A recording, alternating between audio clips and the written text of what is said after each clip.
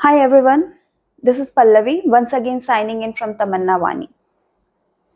तमन्ना वानी एक ऐसा चैनल जिसमें हम हर उस विषय पर बातचीत करते हैं जिस विषय पर बातचीत करना समाज में वर्जित माना जाता है, जिस विषय पर बातचीत करने से अक्सर लोग कतराते हैं, लेकिन हम उन्हीं विषयों पर बात करते हैं क्योंकि भागने से किसी भी चीज़ का समाधान नहीं होता। तो हमें समस्या पे नहीं, समाधान पर ध्यान देना चाहिए।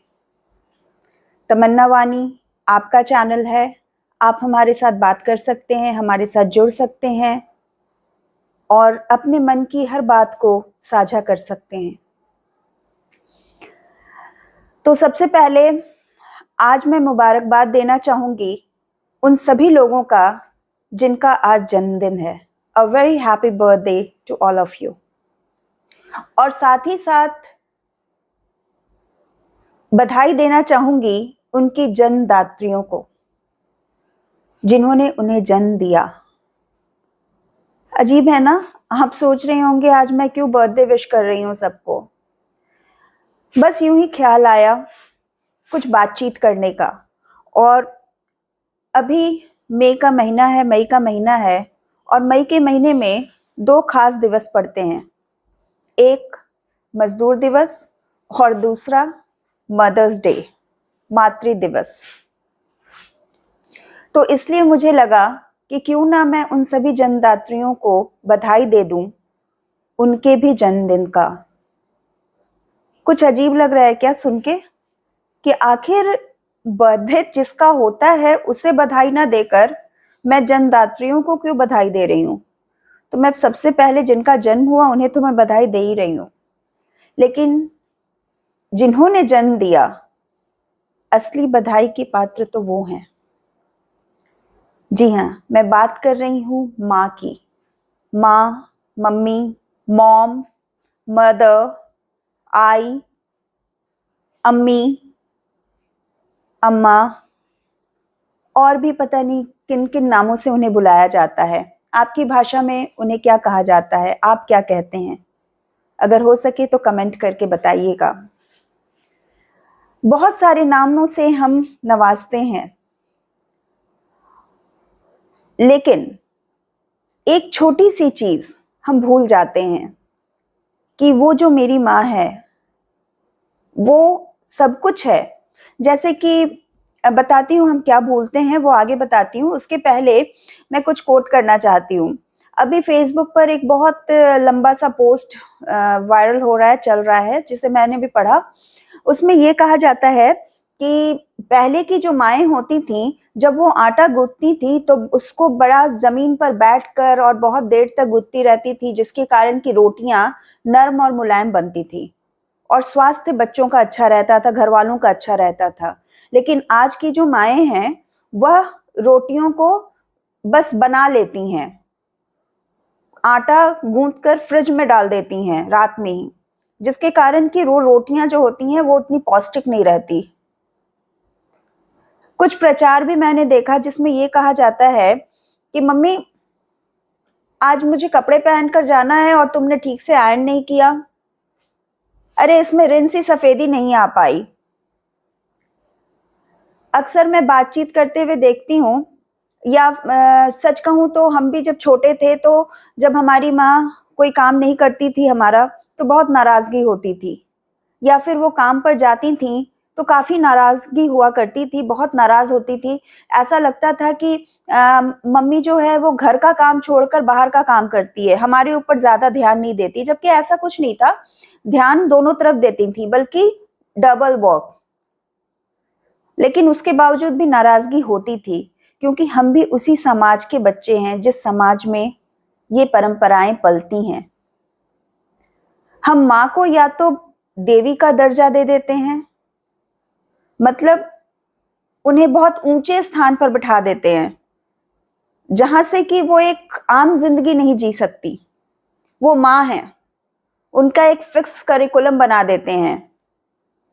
वो बच्चे को जन्म देती हैं, यानी बच्चा या बच्ची जिसे भी वो जन्म देती हैं, उसके बाद हम यह मान लेते हैं कि वो बच्चा उस अपने जो बच्चा या बच्ची जिन्हें उन्होंने जन्म दिया है, जिसे उन्होंने जन्म दिया है, उसे पालने का फुल ऑन ट्रेनिंग उनके पास है। पूरे 9 महीने गर्भ में बच्चे को कैसे संभाल कर रखना है, माफ करिएगा मैं बच्ची बार बार भूल जा रही हूं, क्योंकि हमारे समाज में बच्चे के अंदर ही बच्ची भी आ जाती है। तो ये सब चीजों को हम यूं ही मान लेते हैं। हम मान के चलते हैं कि जो मेरी माँ है वह जो स्त्री माँ बनने वाली है वह सब कुछ जानती है। तो इन्हीं सब चीजों को जब भी मैं सोचती हूँ, जब भी मैं पाती हूँ, जब भी मैं अपने आसपास महसूस करती हूँ, या फिर खुद मैं भी कभी ऐसा सोचा करती थी, तो उस वक्त मैं एक बार नर्सरी से लेकर मास्टर्स तक के करिकुलम को पलटती हूँ और देखती हूँ कि क्या कहीं भी ऐसा लिखा है कि 9 महीने तक बच्चा जो आपकी कोख में है उसे कैसे संभाल कर रखना और उसके जन्म के बाद आपको उसे कैसे पालना है। क्या ये करिकुलम में है? या फिर खुद मेरी माँ ने क्या मुझे यह सिखाया? नहीं। तो फिर हम यह कैसे मान लेते हैं कि सब कुछ परफेक्ट होना चाहिए, और माँ को हमेशा हम खाना बनाना और घर संभालने से कैसे जोड़ के रखते हैं? आप हिंदी पिक्चर्स में या बॉलीवुड की मूवीज में ही क्या, आप बाहर की भी किसी भी हॉलीवुड की मूवी देख लें या फिर विदेशों पे कुछ थोड़ा रिसर्च कर लें, वहां की औरतों से आप स्त्रियों से बात करें। तो मैं बात की हूँ और मैंने यही पाया है कि वहां भी बच्चे को पालने का जो भी जिम्मेवारी है वो स्त्री का रहता है ज्यादातर। मतलब उसमें ये नहीं है कि पुरुष सहयोग नहीं करते, करते हैं, मगर सहयोग करते हैं, और सहयोग शब्द में ही हिंसा है। क्यों करते हैं? मतलब ये तो नॉर्मल सी चीज है ना कि मिल के करो, लेकिन मिल के कुछ नहीं होता। तो माँ जो है, अब जैसे कि मैंने बर्थडे विश किया, क्यों? सिजेरियन से हो या नॉर्मल डिलीवरी, कष्ट कितना होता है इसका अंदाजा लगाया ही नहीं जा सकता। लेकिन कभी भी शायद आप लोग भी अगर कभी हॉस्पिटल में गए होंगे किसी माँ से मिलने जिनका बच्चा हुआ है, अभी अभी बच्चा या बच्ची हुई है, तो क्या सबसे पहला ध्यान आपका किस पे जाता है? माँ की सेहत पे या उसके जन्म दिए हुए बच्चे या बच्ची पर? स्वाभाविक तौर पे हर किसी का ध्यान उधर ही जाता है, बच्चे या बच्ची पर। माँ पर तो किसी का ध्यान ही नहीं होता, क्योंकि इसे बहुत नॉर्मल माना जाता है। हाँ, जिनका ध्यान होता भी है वो ऐसे बोलते हैं, अरे दर्द होगा, थोड़ा तो सहना ही पड़ेगा। कितना आसान है ना कह देना।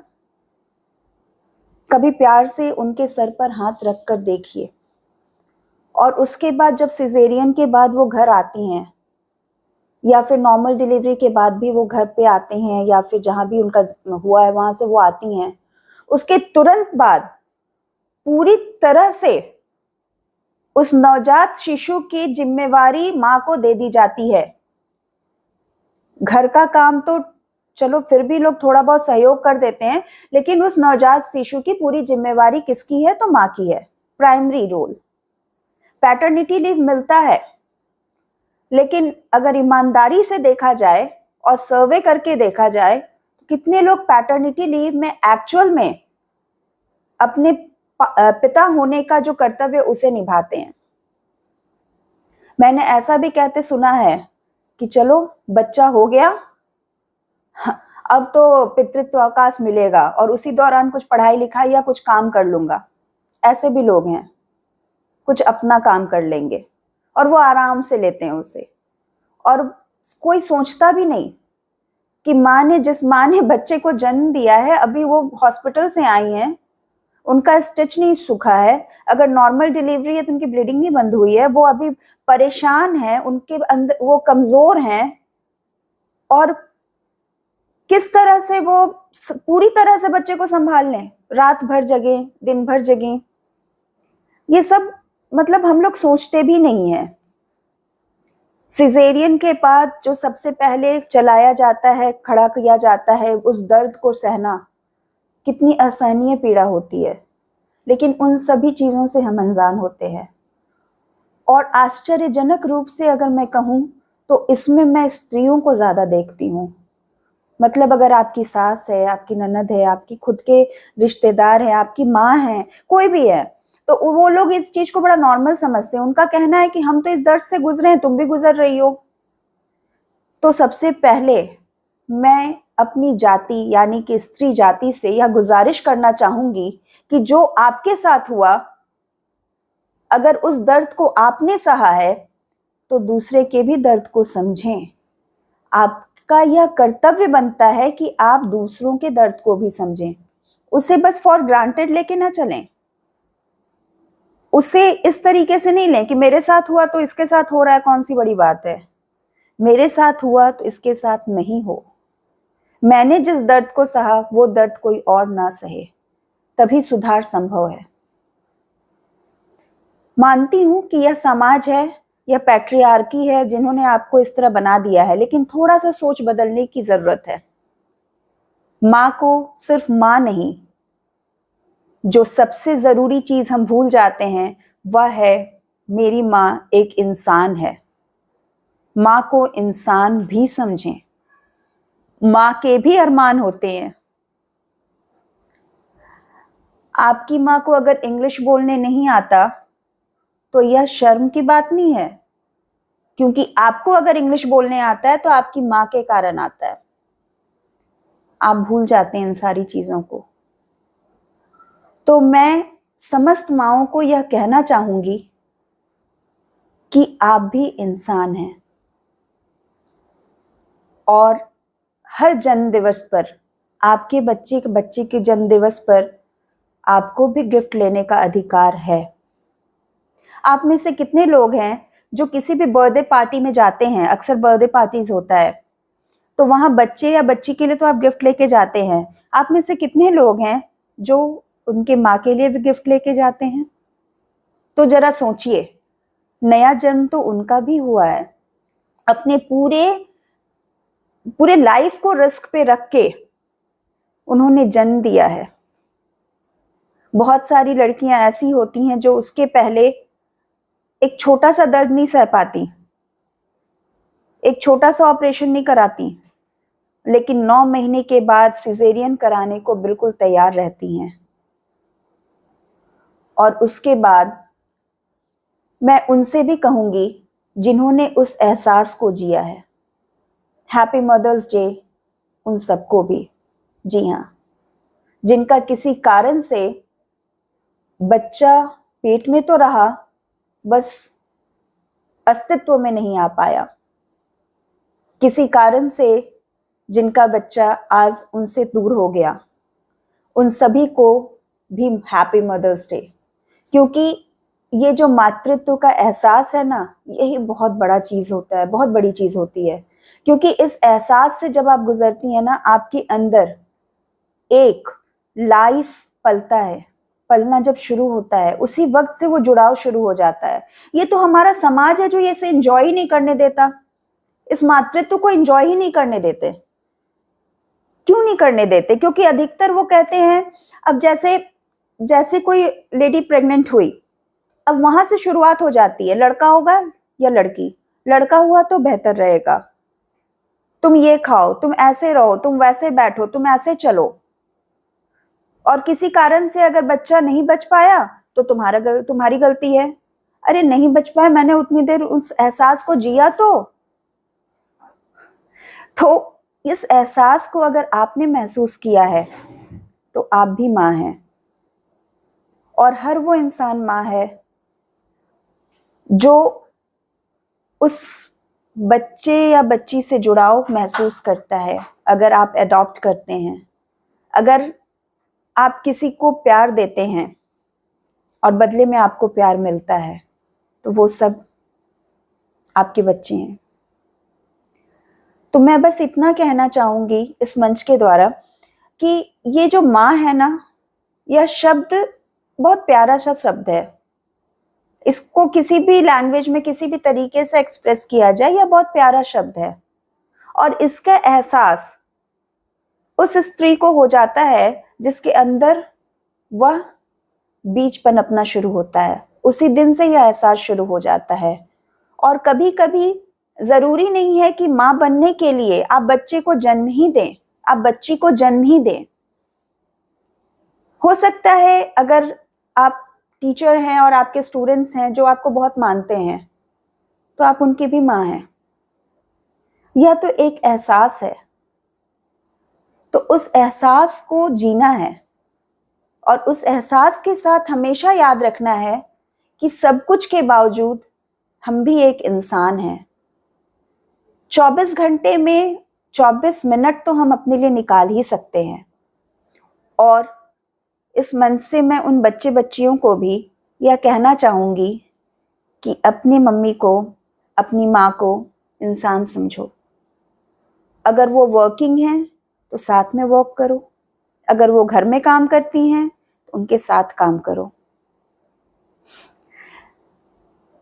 जब अपने लिए गिफ्ट खरीदते हो बर्थडे में, तो अपनी मम्मी के लिए ज़रूर खरीदो।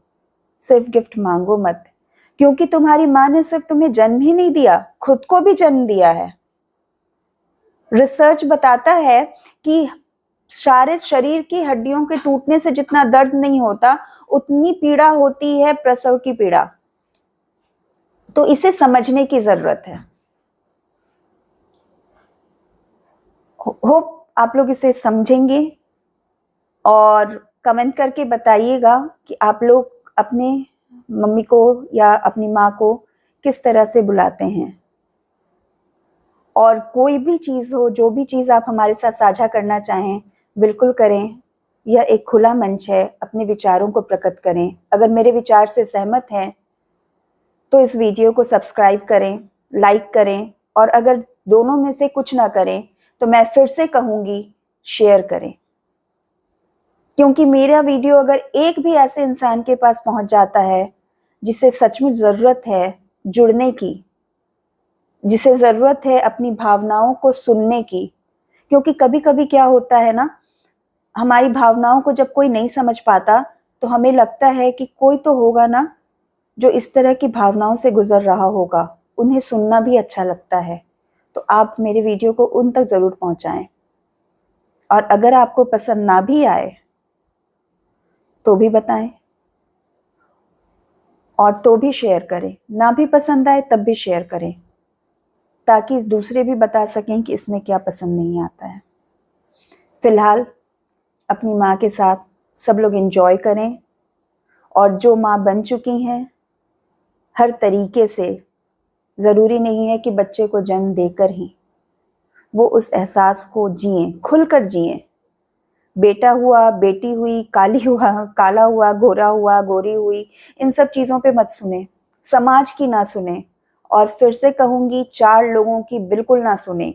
ये 4 लोग सिर्फ शमशान पहुँचाते हैं और हमारे मन को भी शमशान पहुँचा देते हैं। इसलिए अपने दिल की सुने, दिल की आवाज़ को सुने। Once again, a very happy birthday to everyone and a happy Mother's Day.